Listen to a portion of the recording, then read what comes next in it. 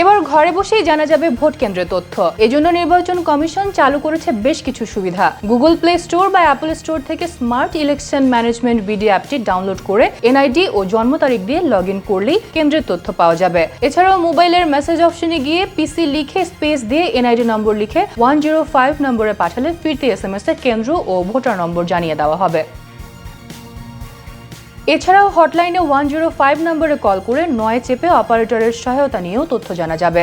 এতে প্রয়োজন হবে এনআইডি নম্বর ও জন্ম তারিখ। এছাড়াও নির্বাচন কমিশনের ওয়েবসাইট এবং স্থানীয় নির্বাচন অফিস থেকেও তথ্য সংগ্রহ করা যাবে। ভোট দিতে যাওয়ার সময় জাতীয় পরিচয়পত্র সঙ্গে রাখতে হবে। ভোট কেন্দ্রে ম্যাচ, লাইটার বা কোনো দাহ্য পদার্থ এবং কোনো ধরনের অস্ত্র নিয়ে কেন্দ্রে প্রবেশ সম্পূর্ণ নিষিদ্ধ।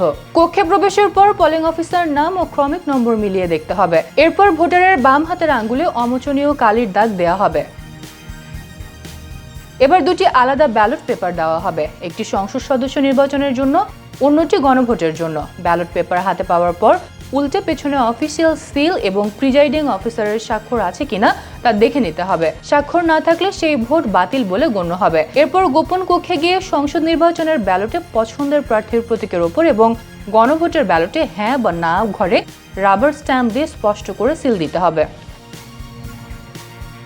সিল মারার পর ব্যালট পেপারটি এমনভাবে ভাঁজ করতে হবে যেন সিলের কালি অন্য কোনো প্রতীকের বা ঘরের ওপর না লাগে। সাধারণত লম্বালম্বিভাবে ভাঁজ করা নিরাপদ। কালি ছড়িয়ে গেলে ভোট বাতিল হওয়ার ঝুঁকি থাকে। পরিশেষে ভাঁজ করা ব্যালট পেপারগুলো স্বচ্ছ ব্যালট বাক্সে ফেলে দ্রুত কেন্দ্র ত্যাগ করতে হবে। 12 ফেব্রুয়ারি সকাল 7:30 থেকে বিকাল 4:30 পর্যন্ত বিরতিহীনভাবে ভোট গ্রহণ চলবে।